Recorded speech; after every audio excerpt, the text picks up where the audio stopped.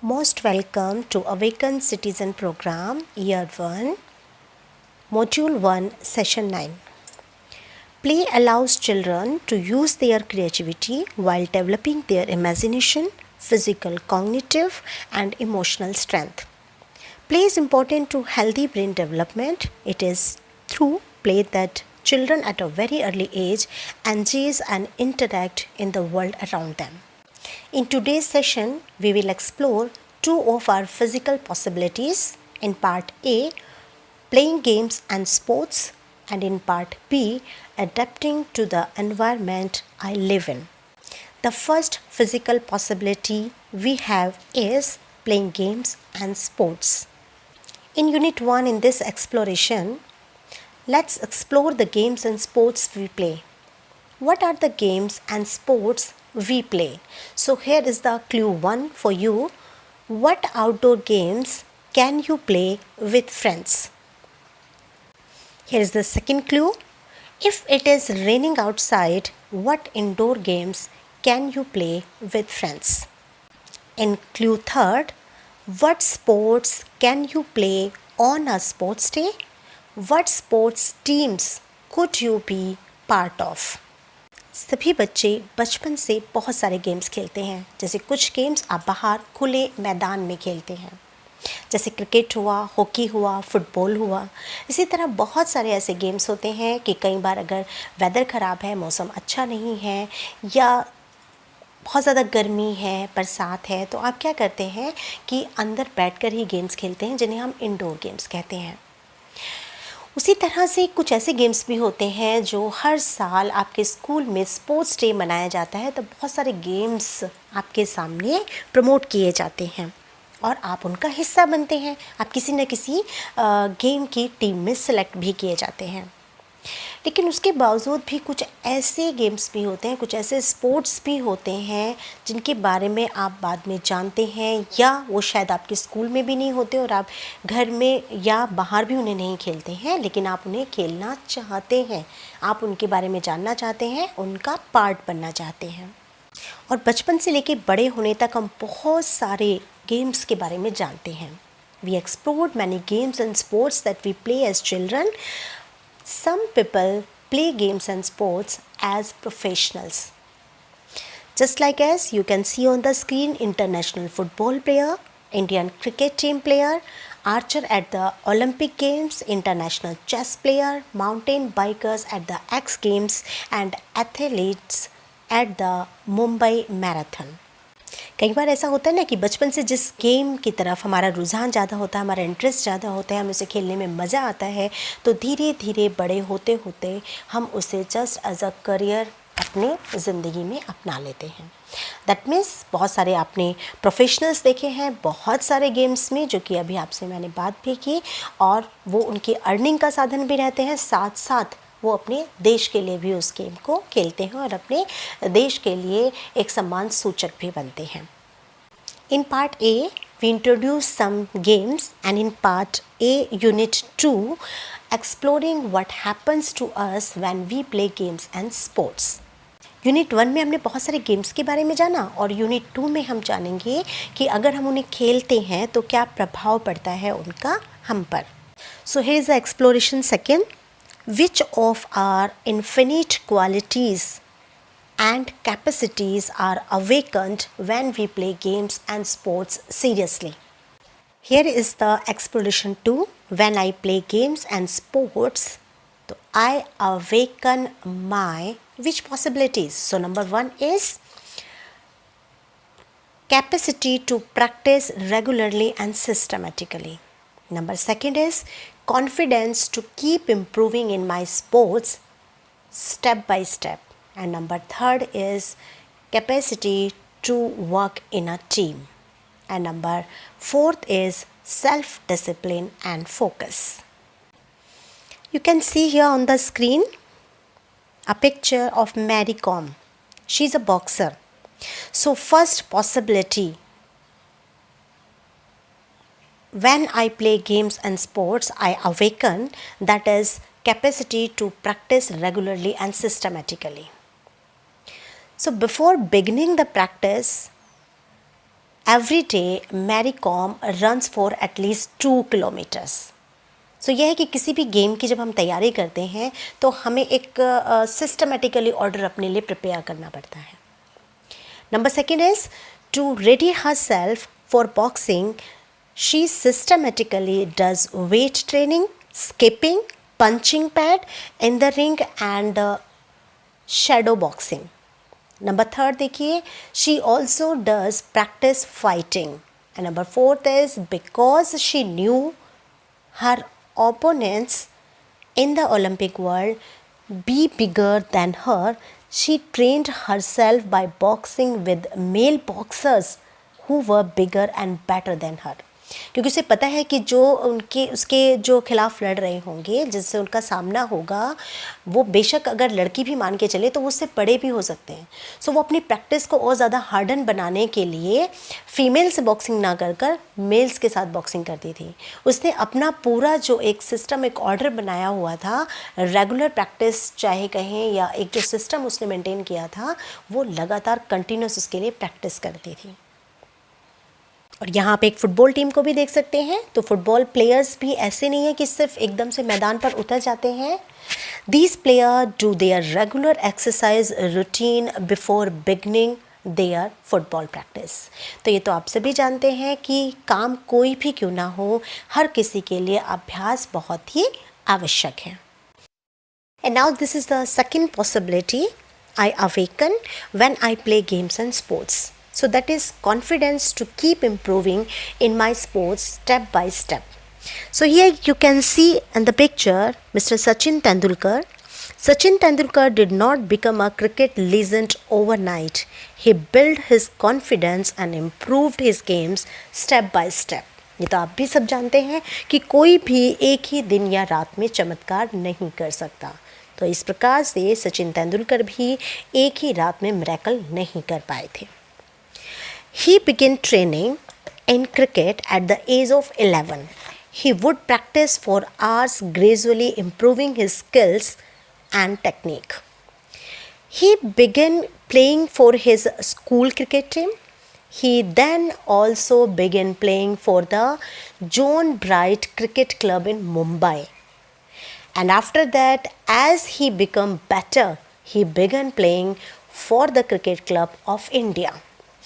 In 1987, Tendulkar was selected to represent Mumbai in the Ranji Trophy, and however he was not selected in the final 11. So देखिए, ये first failure था कि एकदम से उन्हें नहीं चुना गया जबकि वो अच्छा खेल रहे थे. In 1988, he was selected to play for Mumbai against Gujarat. And in 1989, at the age of 16, he played his first international test match. He made only 15 runs in first match. He kept improving, and 1994 onwards, he was at his peak, and he never stopped learning right till the day he retired in 2013. सो देखा आपने, cricket legend की journey भी रातों रात में तय नहीं हुई. कंटिन्यूस प्रैक्टिस उन्होंने भी की, लगातार अपने कॉन्फिडेंस को जगाया, लगातार वो हर कदम दर कदम अपने आप को इम्प्रूव करते रहे, अपने खेल में सुधार करते रहे. और आज संसार का, विश्व का कोई ऐसा हिस्सा नहीं है जिसमें सचिन तेंदुलकर के नाम को कोई जानता नहीं है. And here you can see the third possibility. I awaken when I play games and sports, and that is capacity to work in a team. क्योंकि खेल ये जो हमें सिखाता है कि हमारी अपनी इंडिविजुअलिटी या अकेलेपन से कभी गेम नहीं जीता जाता, तो इसमें एक टीम बनाकर ही हम आगे बढ़ सकते हैं. So these rowers need to be in perfect coordination with each other. Even the smallest false move can lead to their losing. You can see here these football team members need to trust each other completely to be able to pass the ball to each other and know that the other will take it forward correctly. सो खेल में अगर हम चाहें कि सिर्फ हम अपने आप को ही आगे बढ़ाकर ऊंचा उठ सकते हैं, तो ऐसा नहीं, हमें अपनी टीम के साथ मिलकर चलना होता है, तभी हम जीत हासिल कर सकते हैं. And here is the another possibility I awaken when I play games and sports, that is self-discipline and focus. Here is the Vishwanath Anand chess player. Though chess is a mental sport, Vishwanath Anand believes fitness and discipline is all important, without which he cannot face the hours of pressure and sitting in a chess game. Before a game, he ensures there are no distractions, including from the media also, so that his mind is only focused on the upcoming games. And here is the Abhinav Bindra, a shooter. Abhinav Bindra calls shooting a meditative experience where his mind is completely concentrated and focused. Part A के unit 1 और unit 2 में हमने परिचय लिया खेलों का, और उसके साथ साथ हमने जाना कि खेलों का क्या प्रभाव पड़ता है हमारे मन मस्तिष्क पर, हमारे शारीरिक क्रियाकलापों पर. तो अब हम स्टार्ट करने जा रहे हैं part B unit 1. In this we learn how adapting to the environment I live in. And this is the second physical possibility we have. We will know about here what does it mean to adapt to various environments. So let's explore this through some examples. As a human being, we have the unique ability to adapt to the wide range of environments. First is freezing cold environment, forest environments. Third is environments struck by the natural disasters. Fourth is extremely hot environments and village environments with no facilities and places caught in extended periods of war. तो यहाँ पर बहुत सारे different categories के आपको environments यानी वातावरण के बारे में बताया गया है, जिसमें जब इंसान को, एक ह्यूमन बीइंग को रहना पड़ता है, तो वो उसी के अनुसार उसमें अडेप्टिव हो जाता है. जैसे आप यहाँ देख भी रहे हैं, यहाँ अगर कोल्ड एनवायरनमेंट में है तो उसने अपने आप को किस तरह से पैक किया और वो बाहर घूम भी पा रहा है, तो किस तरीके से उसने अडेप्ट किया एनवायरनमेंट को. ऐसे ही ये देखिए जो फॉरेस्ट एनवायरनमेंट्स होते हैं, तो जिस तरह से एनिमल्स रहते हैं कुछ ऐसे पेड़ों पर, तो इस तरह से वो पेड़ों पर रहने की कोशिश कर रहा है. यहाँ पर देखिए यहाँ कि जो नेचुरल डिज़ास्टर्स जहाँ आ जाता है, तो फ्लड सर्वाइवर यहाँ पर दिखाया हुआ कि किस तरह से अपने आप को वो बचाने की कोशिश कर रहा है, लेकिन साथ साथ अपनी जीविका को भी बचा कर ले जा रहा है. यहाँ देखिए आप, जो कि ये people of the Sahara desert, उन्हें पता है वहाँ पर एक्सट्रीमली हॉट होता है, बहुत ज़्यादा गर्मी होती है, रेत पर हम चल नहीं सकते, तो किस तरह से वो वहाँ घूमने आने जाने का साधन या किस प्रकार के वहाँ पर आवाजाही के लिए वो पशुओं का प्रयोग कर सकता है, उसे यहाँ पर दिखाया गया है. यहाँ आपको दिखाया गया जिन विलेजेस में कोई फैसिलिटीज़ नहीं होती, तो ये देखिए ये विमेन, इसने अपना घर कैसे बनाया है, और अगर पानी के लिए भी उसे अपने लिए साधन जुटाने पड़ रहे हैं, तो वो उसके लिए भी पूरी तरह से अडेप्टिव है. और बहुत सारे ऐसे प्लेसेस होते हैं जहाँ पर पता है कि टाइम टू टाइम कभी भी वॉर का अलर्ट हो जाता है, लेकिन वहाँ भी आप देख रहे हो कि ये बच्चे अपने आप ही किस तरह से अडेप्टिव हैं, फिर भी किसी न किसी तरह से वो खेल कूद का हिस्सा ढूंढ ही लेते हैं या बाहर निकलने का तरीका निकाल लेते हैं. This is the exploration 1. If you were to live in the extreme cold environment of Arctic Alaska, how would you adjust. By chance आपको ऐसे वातावरण में या ऐसे एनवायरनमेंट में रहने का मौका मिले, तो आपको क्या करना होगा वहाँ एडजस्ट करने के लिए, या क्या करेंगे. So in Arctic Alaska the winters are very long and cold, summers are very short and cool. Even in the summers the temperature is around 1 degree Celsius. तो सोचिए 1 डिग्री सेल्सियस तो हमारे लिए वो भी ठंडा ही है. There is very little rainfall which is mostly as snow which stays on the ground almost the entire year. यानी पानी के तो वहाँ पर जैसे बारिश होती है तो वो तो होती नहीं है, अगर होती भी है वो भी बर्फ़ के रूप में होती है, और वो बर्फ़ भी पूरे के पूरे साल वहाँ पर रोडों पर बिछी रहती है. तो पानी का साधन जुटाने का भी वहाँ पर एक ही क्या तरीका है, सिर्फ स्नो को ही गर्म करना या पिघलाना. वेजिटेशन कैन नॉट ग्रो, कोई सब्जी वगैरह तो वहाँ पर उगती ही नहीं है. So here are some clues for you. What kind of clothes would you need to wear? What kind of food would you eat? And what kind of transport would you use? So try to answer these questions. सो यहाँ देखिए screen में Alaska के जो इन्यूट होते हैं वो अत्यधिक ठंड में अपने जीवन को किस प्रकार से अनुकूल बनाते हैं, किस तरह से अडेप्टिव करते हैं वो उस एनवायरनमेंट को। जिसे कह सकते हैं हम कि वो वार्म क्लॉथ्स पहनते हैं, फर और खाल से बने गर्म कपड़े, मछली शिकार और जो भी एकत्रित किया हुआ जो वहाँ का स्थानीय जो लोकल फूड होता है उसी को वो खाते हैं, जैसे कि वहाँ पर उदा, वेल या मछली, सील वगैरह जो उन्हें उस बर्फ़ में मिलती है। मांसाहार शरीर को गर्म रखता है, वह सशक्त रखता है, उसको स्ट्रेंथ देता है, ताकत देता है, तो वही फूड वहाँ के लिए अच्छा है। ऐसी जो डॉग होते हैं जो स्लेज बर्फ़ पर यात्रा करने के लिए बहुत अच्छे माने जाते हैं, तो वही उनका सर्वसाधारण तरीका है उन्हें यूज़ करने का, क्योंकि वो बर्फ़ पर बहुत आसानी से आवाजाही कर सकते हैं। वहाँ हमारी बाइक या स्कूटर या गाड़ियाँ नहीं चल सकती। जब वे शिकार पर होते हैं तो 1 या 2 रातों के लिए अस्थायी इग्लू बनाते हैं जो ठंड से उनका बचाव करते हैं। तो वो बर्फ़ से ही जो उनका बना हुआ घर होता है जो अंदर उन्हें वार्मनेस देता है, गर्मी देता है। अगर आपको सहारा रेगिस्तान की बहुत ज़्यादा भीषण गर्मी में रहना पड़े तो वहाँ के एनवायरनमेंट को आप कैसे अडेप्ट करेंगे, कैसे आप स्वयं को उसके अनुकूल बनाएंगे। सो अफ्रीका के जो सहारा रेगिस्तान के बारे में हम बात करें, वहाँ का जो मैक्सिमम टेम्परेचर होता है वो 58 डिग्री सेल्सियस तक हो सकता है और इसे वर्ल्ड का सबसे हॉटेस्ट रेगिस्तान बनाता है ये। वहाँ निरंतर रेत के तूफान और तीव्र गति से भयंकर आंधियाँ चलती रहती हैं, यानी कि कंटिन्यूअस वहाँ पर स्टॉर्म्स आते रहते हैं। सामान्यतः वर्षा नहीं होती वहाँ, किंतु जब होती है तब बहुत ज़्यादा होती है। तो यहाँ कुछ क्लूज़ हैं आपके लिए कि आपको किस तरीके के कपड़े पहनने की वहाँ पर आवश्यकता होगी और आप अपनी आदतें किस प्रकार बदलेंगे ऐसे एनवायरनमेंट में रहने के लिए। तो सहारा डेजर्ट में रहने वाले लोग इतने हॉट एनवायरनमेंट को किस तरह से मतलब अपने अडेप्टिव बनाते हैं या स्वयं को किस प्रकार उसके अनुकूल करते हैं।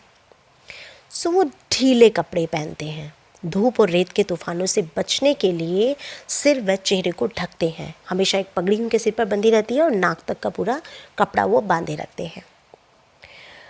3 बड़े आकार की जगह वो 5 अल्प आहार लेते हैं, यानी कि जैसे हम 3 बार भोजन करते हैं, सुबह का ब्रेकफास्ट, फिर हमारा लंच और डिनर जिसे हम भर पेट करते हैं, तो वो पूरी तरह से पेट भर कर न खा के थोड़ा थोड़ा खाना उसे 5 बार बांट कर खाते हैं, जो गर्मी में बहुत ज़्यादा उनके लिए हेल्पफुल होता है।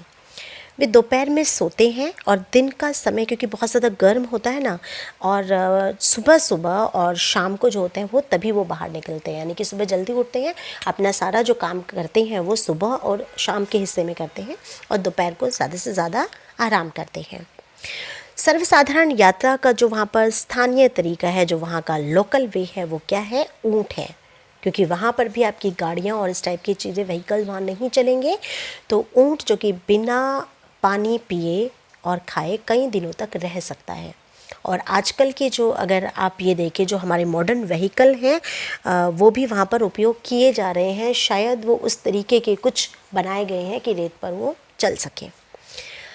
लोग बंजारे हैं वहाँ पर, यानी कि जो वहाँ का जो मरुद्वान है, जो रेगिस्तान में जहाँ हरियाली हो वहाँ के आसपास बसते हैं, यानी कि लोग वहाँ पर मूव करते रहते हैं एक जगह से दूसरी जगह, जहाँ उन्हें लगता है कि थोड़ी बहुत हरियाली है, वहाँ थोड़ी सी वेजिटेशन वो कर सकते हैं, तो उसके आसपास वो रहने की कोशिश करते हैं। तो इस प्रकार वो उस एनवायरनमेंट के अनुसार अपने आप को ढालने का निरंतर प्रयास करते रहते हैं। लेकिन सोचिए कि यदि आपको केवल शहर में ही रहने की आदत है और आपको गाँव के वातावरण में जाकर रहना पड़े, तो फिर आप वहाँ पर स्वयं को कैसे उसके अनुकूल बनाएंगे? तो क्योंकि गांव में बहुत सारी ऐसी चीज़ें होती हैं जो मतलब ऐसी चीज़ें नहीं होती जो आपको शहरों में मिलती रहती है, यानी कि फैसिलिटीज़ बहुत कम होती हैं। जैसे वहाँ बिजली या तो नहीं के बराबर होती है ना, या बहुत ज़्यादा नहीं आती।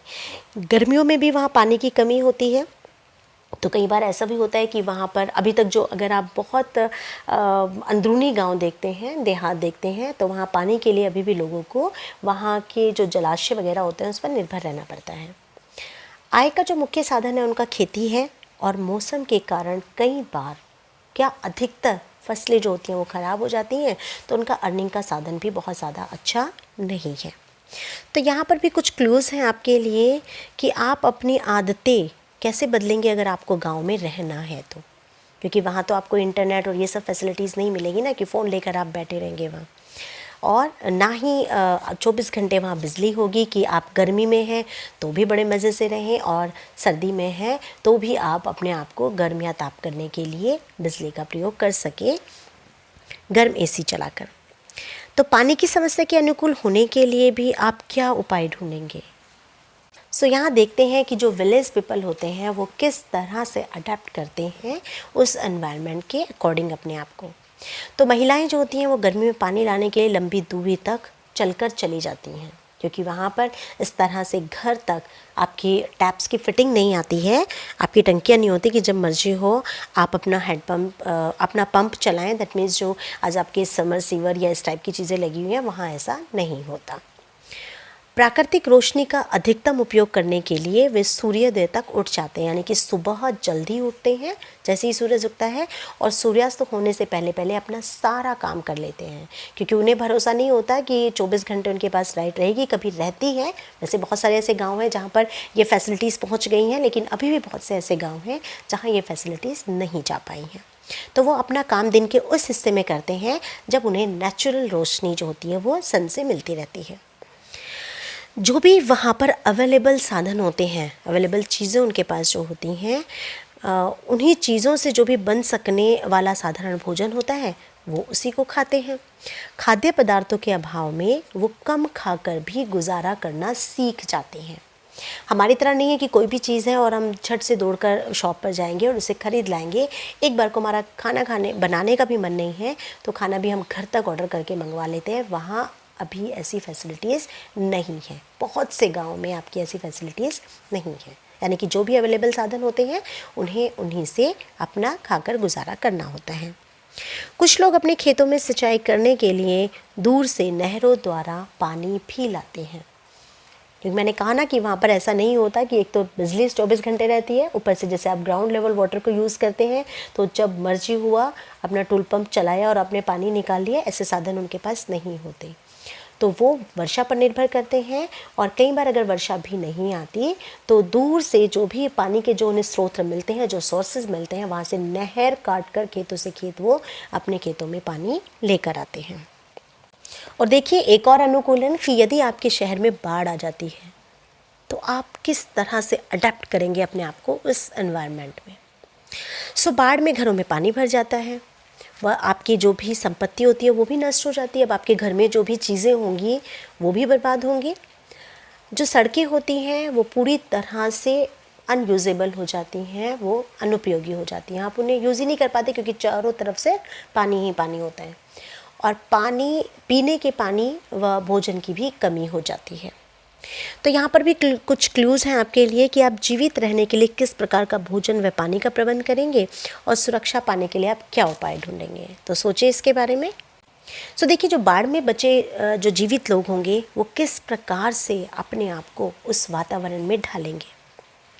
तो वो कोशिश करेंगे सुरक्षित स्थान पर पहुँचने की, और कोई भी जो उपलब्ध साधन मिलेगा उसी का उपयोग करके।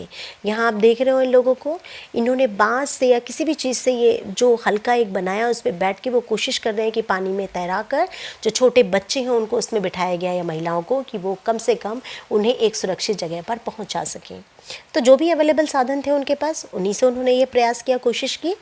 बारिश के पानी को पीने के लिए उपयोग भी करते हैं एवं बिना भोजन के लंबे समय तक वो रहना भी सीख जाते हैं।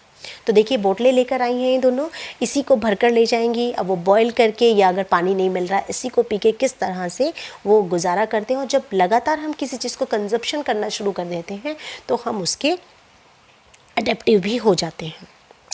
जितना संभव हो सके अपने सामान को वो बचाकर वापस जाने तक रिफ्यूजी कैंप या फिर जो भी उन्हें जो अस्थायी घर रहने के लिए दिया जाता है तो वो स्वयं को अनुकूल बनाने की कोशिश करते हैं। तो यहाँ पर आप देख रहे हैं कि वो खुद को तो बचा ही रहे हैं, साथ साथ कोशिश कर रहे हैं कि उनकी जीविका के लिए जो संपत्ति ज़रूरी है उसे भी वो बचाने का पूरा प्रयास करते हैं। सो यहाँ देखा अब तक आपने कि लोग किस प्रकार से अपने आप को उस एनवायरनमेंट के अडेप्टिव में लाते हैं, अडेप्टिव बनाते हैं।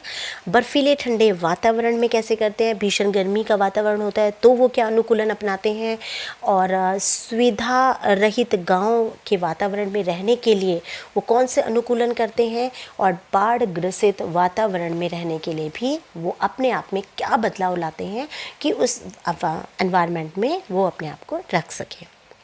तो ऐसे कौन से और एनवायरनमेंट हैं, कौन से ऐसे वातावरण हैं जिनमें आप रह चुके हो और आपने स्वयं को उसके अनुकूल भी बनाया है।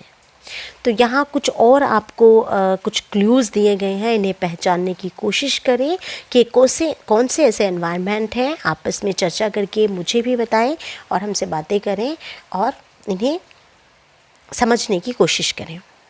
और अभी जो समय हम 2 सालों से काट रहे हैं, ये कोरोना काल, इससे तो आप सब ही बहुत अच्छे से वाकिफ़ हैं, जानते हैं कि इस कोरोना काल में भी हमने अपने आप को अडेप्टिव करने की कोशिश की है। लॉकडाउन में भी हम कितने समय तक रह सकते थे, हम बाहर भी निकले, अपना काम भी हमने करना शुरू किया, लेकिन हमें जो कुछ प्रिकॉशंस लेनी थी उसके साथ हमने काम करना शुरू किया।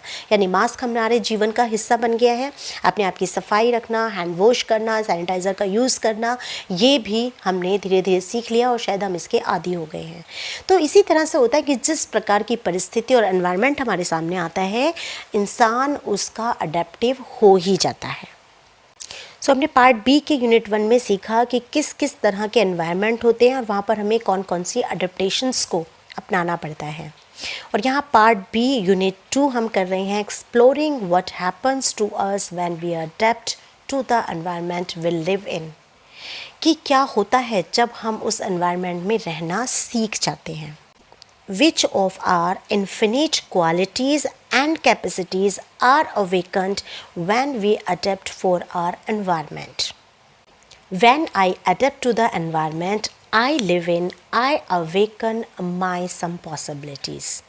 Just like capacity to accept and bear the environment cheerfully. हम खुशी से उसी एनवायरनमेंट को झेलने की कैपेसिटी, अपने अंदर योग्यता को अपने आप ही जगा लेते हैं। हम उस एनवायरनमेंट को सहन करना सीख जाते हैं।